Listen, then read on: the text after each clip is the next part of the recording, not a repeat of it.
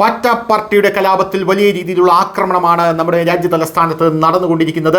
വനിതാ ജേർണലിസ്റ്റുകളെ കയറിപ്പിടിക്കുന്നു, അവരെ തുണിയൂരി കാണിക്കുന്നു, പോരാത്തതിന് ഇന്ത്യൻ പ്രധാനമന്ത്രിയെ കൊല്ലണമെന്ന് പറയുന്നു, ഭീകരവാദികൾക്ക് അവർ സപ്പോർട്ട് നൽകുന്നു. ഇത് നീറ്റ് പരീക്ഷയ്ക്ക് വേണ്ടിയുള്ള കലാപമാണ് എന്ന് പറയുമ്പോഴും വലിയ രീതിയിലുള്ള ആക്രമണമാണ് നടക്കുന്നത്. ഇതിനോടകം തന്നെ 300-ലധികം പോലീസുകാർ ആശുപത്രിയിലാണ്. പോലീസുകാരെ വളഞ്ഞിട്ട് ആക്രമിക്കുന്ന കാഴ്ച നമുക്ക് കാണാൻ സാധിക്കുന്നു. ഇപ്പോഴിതാ നീറ്റ് പരീക്ഷാ ക്രമക്കേടിനെതിരായ കോക്രോച്ച് ജനതാ പാർട്ടിയുടെ പ്രതിഷേധം കടുക്കുന്നതിൽ ഡൽഹിയിൽ കൂടുതൽ സേനകളെ വിന്യസിക്കുന്നു എന്നുള്ള റിപ്പോർട്ടുകൾ പുറത്തുവരുന്നു.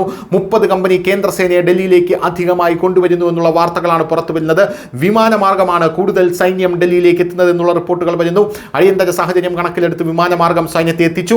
പ്രതിഷേധങ്ങളുടെ പശ്ചാത്തലത്തിൽ സുരക്ഷാ ക്രമീകരണം കൂടുതൽ ശക്തമാക്കേണ്ടതുണ്ടെന്ന് ഡൽഹി പോലീസ് കേന്ദ്ര ആഭ്യന്തര മന്ത്രാലയത്തെ അറിയിച്ചിട്ടുണ്ട്.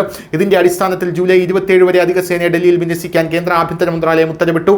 ആകെ 30 കമ്പനിയിൽ 18 കമ്പനി CRPF-ന്റേതും 6 കമ്പനി RF-ന്റേതും 3 കമ്പനി അതിർത്തി സുരക്ഷാ സേനയുടെയും 1 കമ്പനി ഇൻഡോ ടിബറ്റൻ ബോർഡർ പോലീസിന്റെയും 2 കമ്പനി SSB-യുമാണ് അവിടെ എത്തിയിരിക്കുന്നത്.